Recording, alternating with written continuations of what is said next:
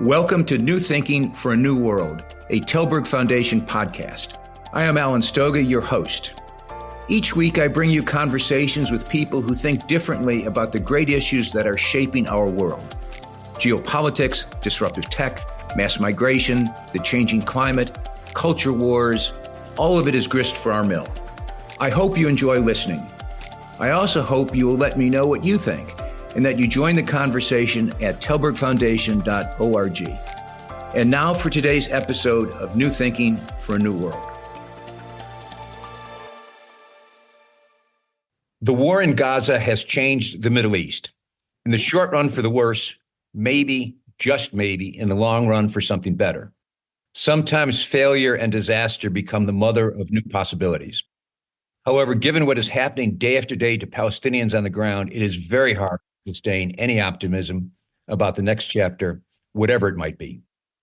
If nothing else, the brutality of October 7th and of the continuing Israeli assault on Gaza have brought the issue of Palestine and Palestinians back to the surface.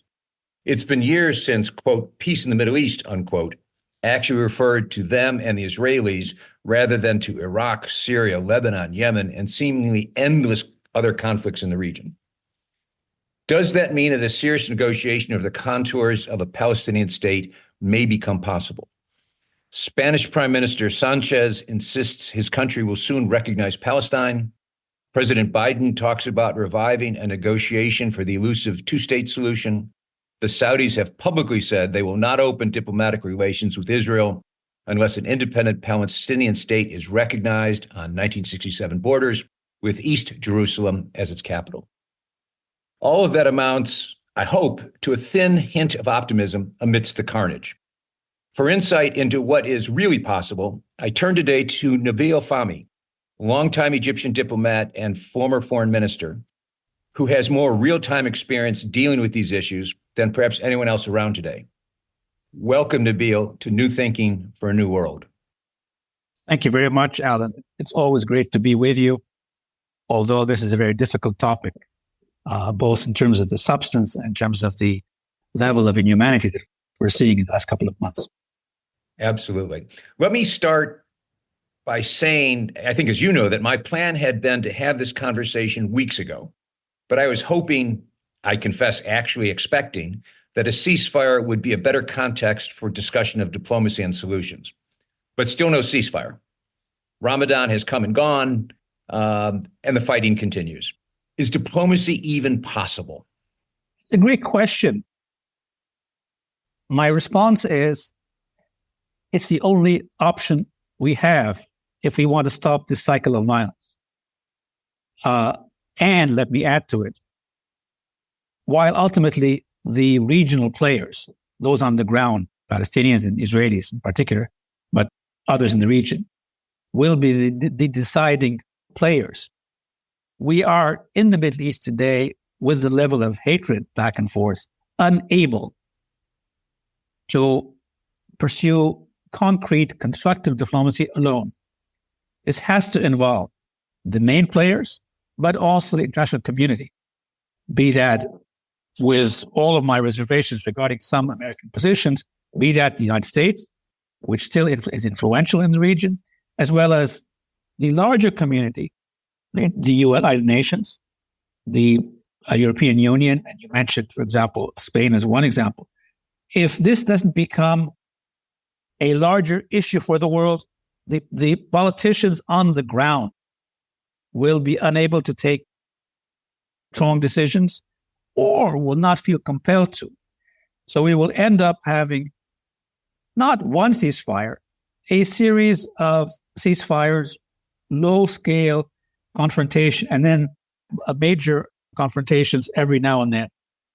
And my sense, my real concern here is if people lose hope and are taken out of the general context of state-to-state confrontation, you will end up with non-state parties using violence very, very frequently at horrendous cost to all of us concerned.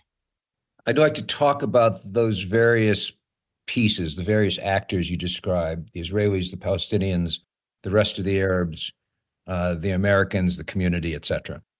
And you did not mention China, but I will come back to China as potentially an actor. Let's start with the Israelis. If they have a vision, it seems to be the status quo ante both. That is to say, they've talked publicly about isolating Gaza and closing it in some kind of cordon sanitaire, no economic relationships, whatever happens in there in Gaza. No one is buying that or even willing to discuss it because it clearly does not meet any of the criteria you just suggested. But is anyone willing or able to tell the Israelis that that is not acceptable? Well, again, or is that not fair to the Israelis? Is there some other vision that I missed? Sure. Let me put it this way. I understand the shock that the Israelis had on October 7th, although I wasn't surprised by October 7th, except in its magnitude, because the Palestinians have been under occupation for 75 years or more, and they have suffered both in terms of nationhood as well as on a personal basis. That being said, I want to move forward. Now, after what's happened to Israelis and to Palestinians, with 30,000 at least killed and 100,000 killed and injured, you can't deal with this incrementally. And let me give you a specific example. The Israelis don't agree to any step forward unless there is some sort of hostage exchange, partial or complete. They also have made the point that for them, they want to get rid of Hamas completely, don't accept anybody to have overall supervision of Gaza, especially in terms of security, except themselves. Now, who under the sun on the Palestinian side is going to agree to that? Will Hamas agree to a return of hostages if they have no future, don't have safe passage? That's not going to happen. Is there anybody under the sun in our region, but even beyond our region, ready to go in there and preserve security with the proviso that Israel always has the right to intervene if it feels threatened? That's not going to happen either. Therefore, we actually need to look more deeply into this and make the package wider and deeper. In other words, I accept that there has to be a ceasefire. I accept that there has to be a hostage exchange.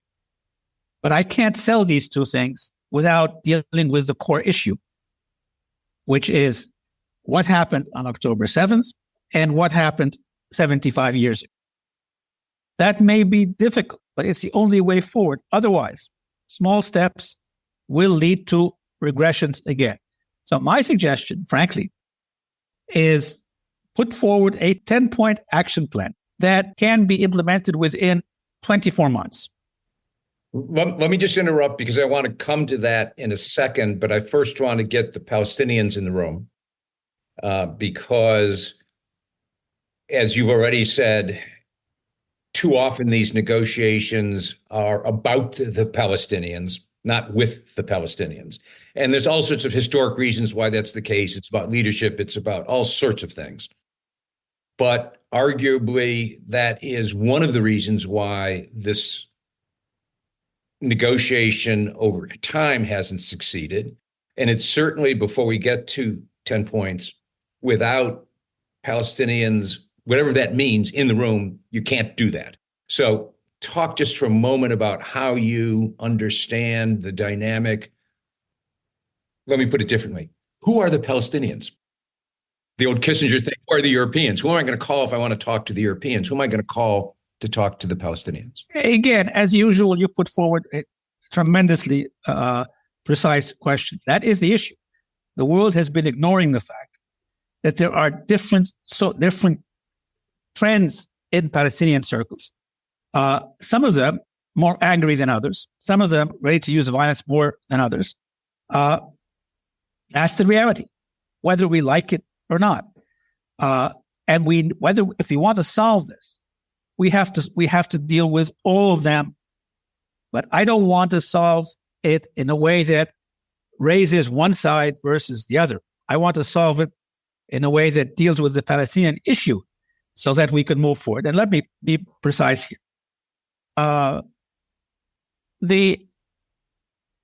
Who are we as Egyptians and Qataris, and the US, by the way, but let me add to that, and the Israelis, negotiating with now for the release of hostages? With Hamas. Anybody who wants to deny that can, with all due respect, go fly a kite. We are being asked by the US and by Israel to negotiate with Hamas. And both Israel and the US is saying that we don't want Hamas to have a future. Well, how can you possibly do that? The only way to do that is to solve the whole problem so that it's not angry parties against each other. It's actually parties that, with tremendous pain, have moved forward. So I'm not interested, ultimately, in solving this for Bibi Netanyahu or for Hamas. I'm interested in solving this for Palestinians and Israelis. That's the only way forward. There's not going to be able to do it otherwise. Now, yes, Egyptians have been talking before October 7th with Hamas on border security, but with the P. By definition. By definition, but with the PA on the politics of the region. Since there's no peace process, no possibility whatsoever with the present Israeli government to move forward, and with a number of others previously, number of them previous to that, the PA has been basically out of the picture because there's no story to tell you. So what does that do? It raises the prominence of Hamas. So again, we cannot deal with this incrementally. We've gone the gap and if you want the damage has gone too deep to come and say, okay, let's take with it. Let's stitch it a little bit. It's not going to work unless you really want to highlight again the role of Hamas and the role of the extreme right in Israel, because those are the two who are calling the shots presently on the ground. Now, let me make one last point, and this is not in support of anybody in particular, but it's just for the sake of being candidly blunt, or if you want, brutally candid, I'm sorry. Both are true. The reality is, everybody's terrorist is somebody's freedom fighter. Now, that applies both sides. I can name Israeli prime ministers who were legally considered to be terrorists in Western Europe. I don't want to get into that, but the reality is they were fighting for something that I don't agree with. Hamas is fighting for something that clearly Israelis don't agree with. So I want to get over this idea of that's the terrorist. He's fighting for exactly the same thing you were fighting for in the past. And that's not even getting into the fact that Netanyahu was actually providing support for Hamas by his own recognition, not my own. Anyway, again, we need to move forward, and it is so complicated that the politics in the region alone is not enough. The world has to join us in saying, enough is enough. Enough killed is enough politics. It's now time to solve this. Let's just talk, though, for a minute about the region. Clearly, over the last decade, 2 decades, there's been a shift in the center of gravity of power towards the Gulf, towards the Saudis and the Emiratis, for all sorts of reasons, in Syria, in Egypt, in Iraq, et cetera, et cetera. The Gulf states, especially the Saudis and the Emiratis, seem to behave as though they think they're the regional powers and that they then think they are critical to this effort to go forward. And you've got that wrapped up in the Abraham Accords and those relationships and headed off in a direction that seemed to forget about the Palestinians, which I would argue was one at least proximate cause of this tragedy. How do you think about the Gulf states today as opposed to the role they played decades ago? I'd say it differently. The non-role they played decades ago in practical terms. Can they be part of a solution? I guess is where I'm going with that. Definitely, I think they can be part of the solution.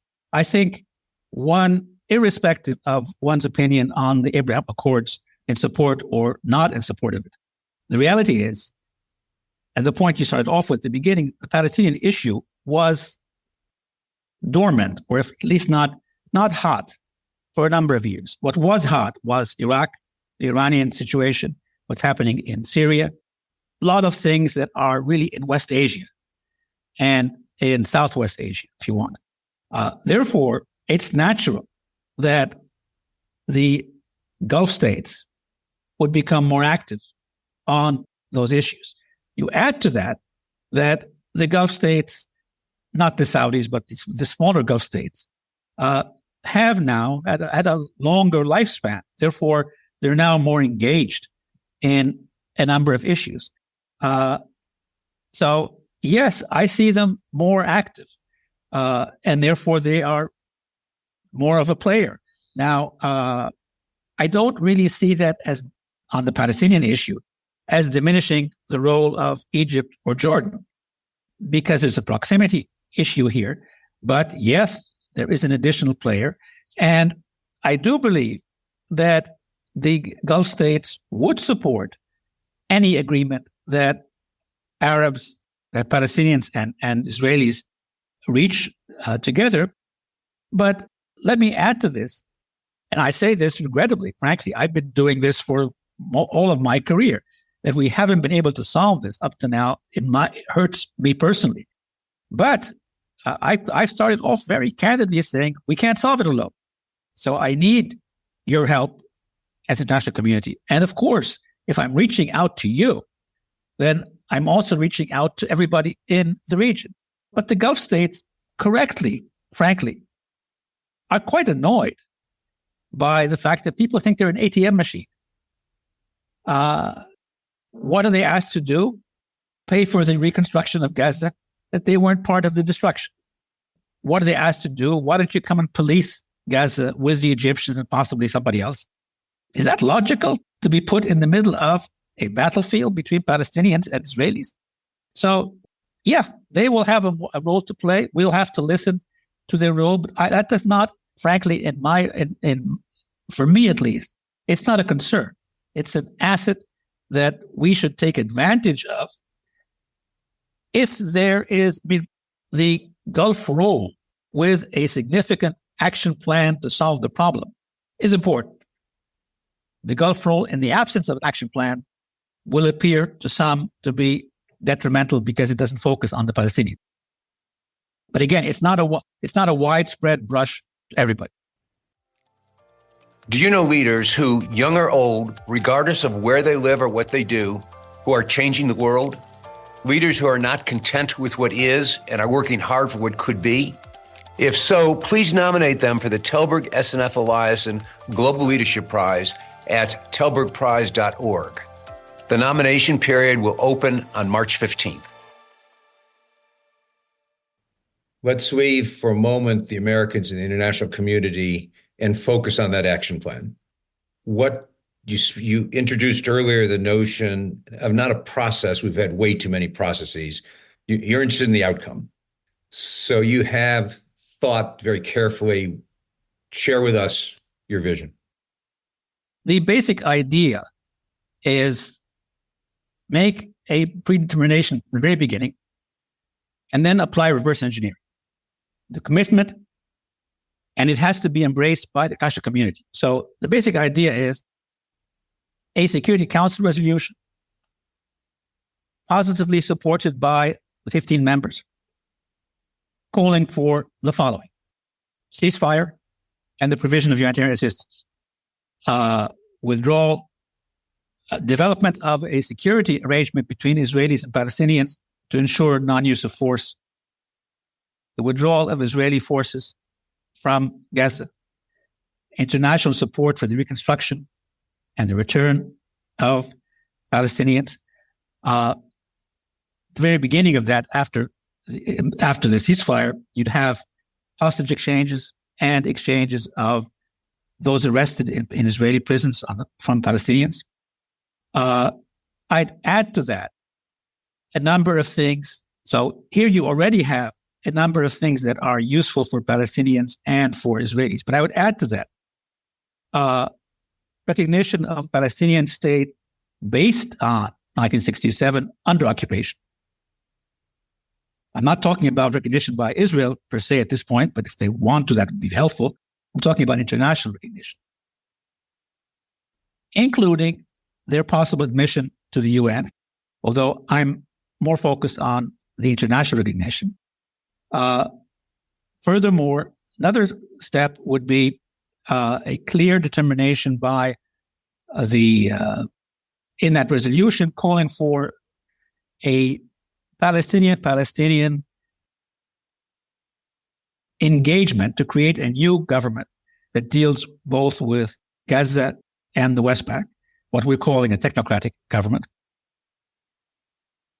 I would have, given the political difficulties on the ground for both sides, I would call for elections both among Palestinians and Israelis in the next 12 months.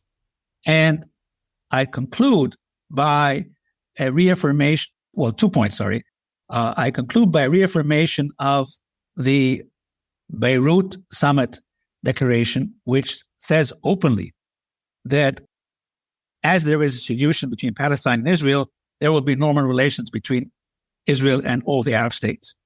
And finally, there should be a clear determination in the Security Council resolution that the objective is to establish a two-state solution, living securely side by side within 24 months.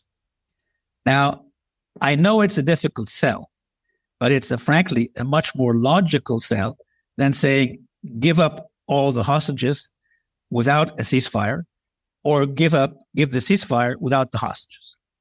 We will end up with ongoing hostility endlessly if we simply try to do one step, especially with the situation taken by the Israelis that even if that happens, we will go after Hamas leaders wherever they are.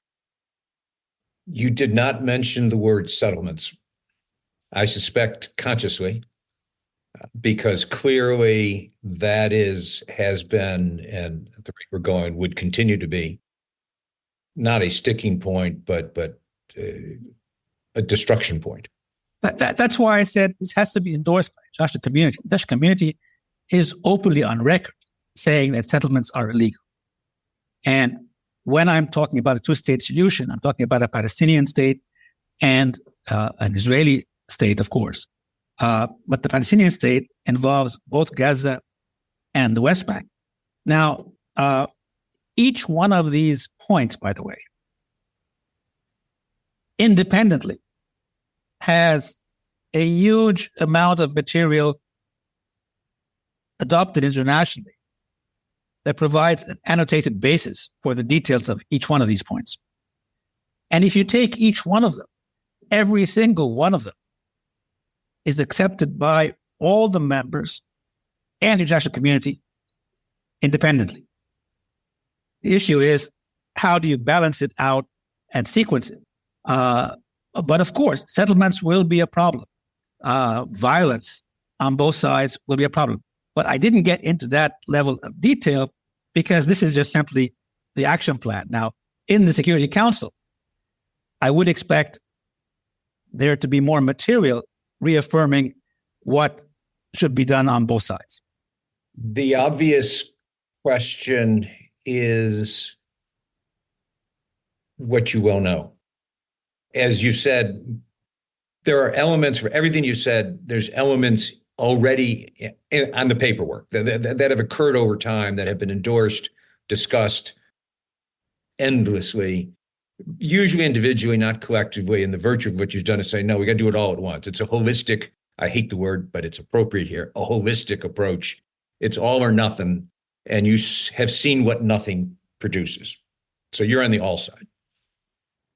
Frankly, the problem then becomes whether, and this is why I suspect you've emphasized the international community so much, including the Americans, Israel has clearly been unwilling, and elements of the Palestinians unwilling or unable to move on all of those things which have been around for decades.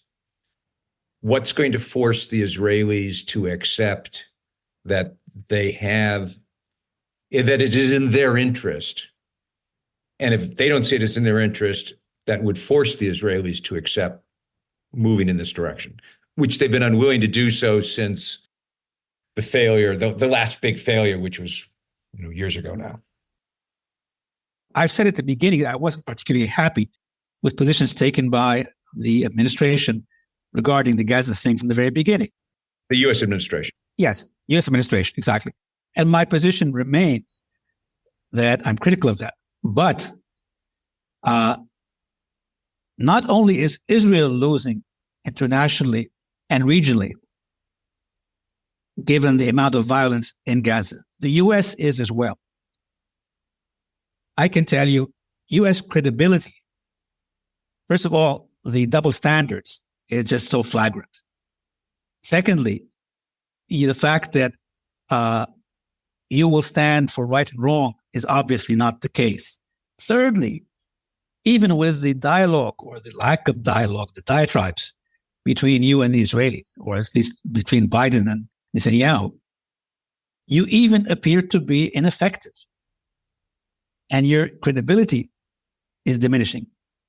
And that will have implications for your security in the region, medium and long term, and it will even go beyond that, frankly, in how people look at you. So you are going to pay a price for this continuing. The Israelis also, after they get over their anger with what happened on October 7th, the reality is, if you don't deal with how do we stop this from happening again, the only way to stop this is to solve the problem. Because, and let me give you one anecdote. Look, violence breeds violence. The Prime Minister Rabin was not assassinated by a Palestinian. Assassinated by an Israeli, Anwar Sadat, who is considered by the international community as being the leader for peace, was assassinated by an Egyptian. So what concerns me is I don't want to fuel the cycle of violence and the justification of non-state parties to take this out of their hand. I think, frankly, friends and wise neighbors need to speak truth to power. We need to provide some tough love that you want this to continue. Let me add another point, if I may, Alan. I'm sorry to keep jumping back and forth. The U.S. is violating its own law, by the way, openly. And I've worked on this when I was in Washington. The Leahy legislation does not allow for the use of American weapons against civilians. Now, you're trying to explain to me, or anybody here, that the weaponry Israel is being used is not attacking civilians? And that some certificate that you're going to get is enough? The consequences here is not that people look at Netanyahu or his present government as being bad. They look now at the U.S. as being bad. So you are going to pay a price for this. If you really want to have a role in the region, you want to counter Russian or Chinese or whatever influence, there has to be a point where you stand on principle. Now, there is a slight shift in U.S. rhetoric, but there isn't a shift in U.S. actions. Let me jump in here because I want you to talk a little bit about a possibility that, in fact, the era of the U.S. caring in any substantial way about these issues, other than blah, blah rhetoric, has passed. That, in fact, the U.S. is no longer that concerned with its ability to influence or not influence, that we are now, I would argue, for 25 years in a process of withdrawal. And so everything you said, I happen to agree with, that if one was trying to either maximize or optimize American influence, one would be behaving very differently. And it's not just this administration, it's certainly its predecessor. And whatever administration comes next, it's either going to be the predecessor or this one coming next. So I don't see a world where we are, the United States, not we, where the United States is suddenly going to stand up and say, oh my God, I should have been doing something different. I really want to move this into a space, and I'm going to use power to speak to power. Because I don't think the U.S. needs to speak truth to power. It needs to use use power to speak to power. And I would like, what if the United States doesn't do that? Can you think about the world where that, unfortunate as it might be, is the case? Yes, I actually think we're already there. And I say this, and you know my empathy for Americans as a people, despite my disenchantment with some of the policies. America, the American population has moved from wanting to be a global power with the benefits and responsibilities to being a superpower, which basically means I'm stronger and richer than anybody else. And as long as I can have that influence without the responsibility, then I can move forward. That's really what made you move from engagement on many of these issues. It's not that you believe that peace in the Middle East helps you with your strategic competition internationally, because you don't feel that competition from the Russians, previously the Soviets, or the Chinese. It's simply, is this worth it or not for you materially? And I say this, and again, President Obama said, I'm going to pivot towards China. And it's time for the Saudis and Iranians to solve their problems alone. And even though he tried to help initially on the Palestinian issue, he decided to give up on that and move forward. As a superpower, you could do that. As a global power, you cannot. That's my first point. So, and because of that, I love people accusing me of being an idealist. I regret to say I'm more of a pragmatist than an idealist, but I'm not. I'm saying the U.S. role, the U.S. has to be there. But I love the question. I don't believe the U.S. alone can help, because your new posture and your domestic politics, besides the issues you're going into election, all three of them, not only the election, makes you incapable of taking strategic decisions. So I want the U.S. there, but I want the Security Council there with all the permanent members. I want the UN there. I want the legitimacy of the UN there, so that when you in the U.S. talk to your own constituency, you are able to say, our friends in Europe, our friends in the Middle East, our friends in Asia, our credibility internationally requires that we take a more positive position. And frankly, I've been a proponent of higher regional proactive diplomacy. That being said, I don't think America will come up with the ultimate solution, because you're too calculative to do that. But that's why I'm coming up with these, for example, these 10 points, which I know are difficult to swallow.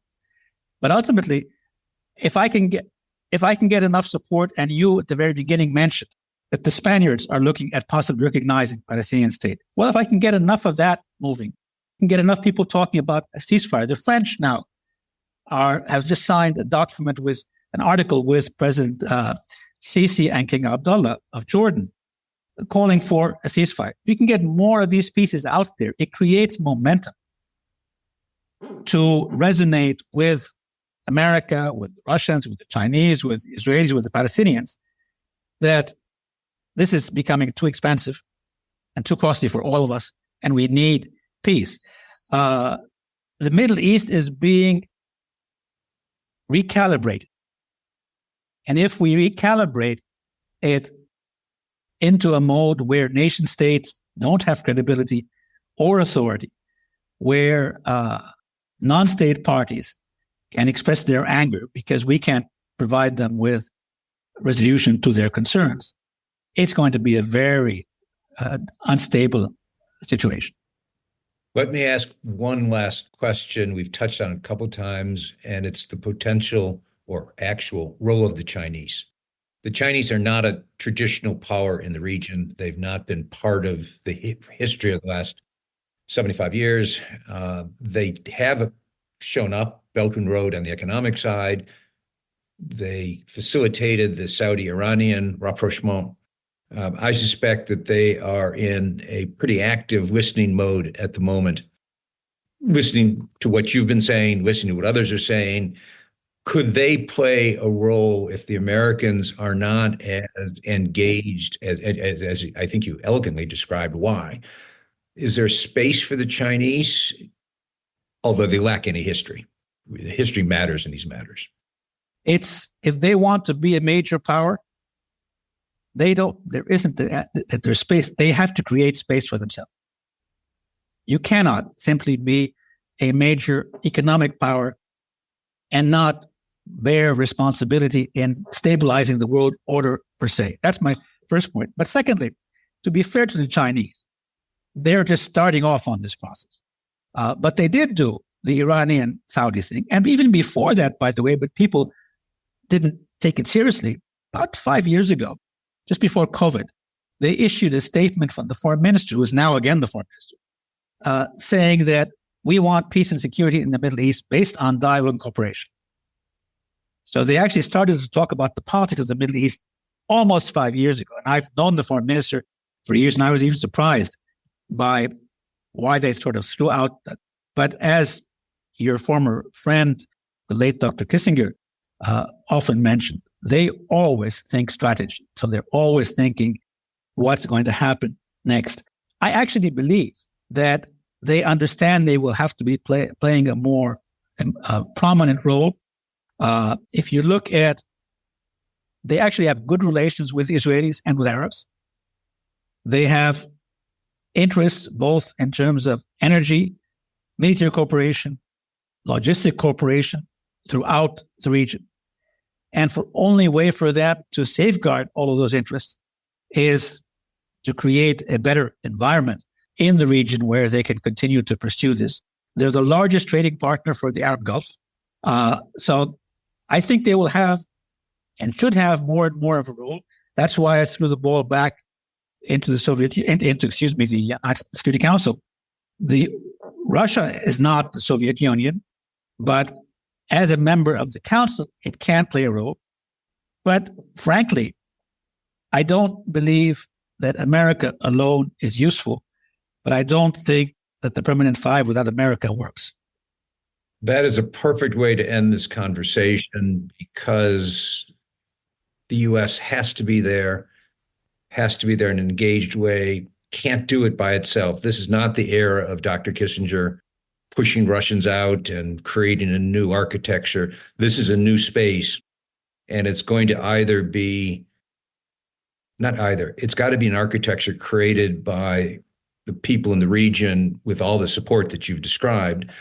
Let's hope there's movement in the directions you've outlined, Nabil, because right now we're stuck in the mud, and that would end badly unless I don't know if you're an optimist or a realist, but you're hopeful. And you said at the start, if hope disappears, then we really have a problem. So I don't want to shock you, but I'm not even hopeful. I'm just determined, because I know the consequences of not trying will really be very, very difficult. When I introduced you, I said you knew more about this region and the negotiations and the history than I suspect anybody's still fighting the good fight. So thank you for all of that. And yes, I think determined is what is necessary at this point. Thank you very much, Nabil. Thank you, Alan. Thank you for listening to this episode of New Thinking for a New World. I'm Alan Stoga, podcast host, and I look forward to your joining our next conversation. Remember, tell us what you think at tallbergfoundation.org.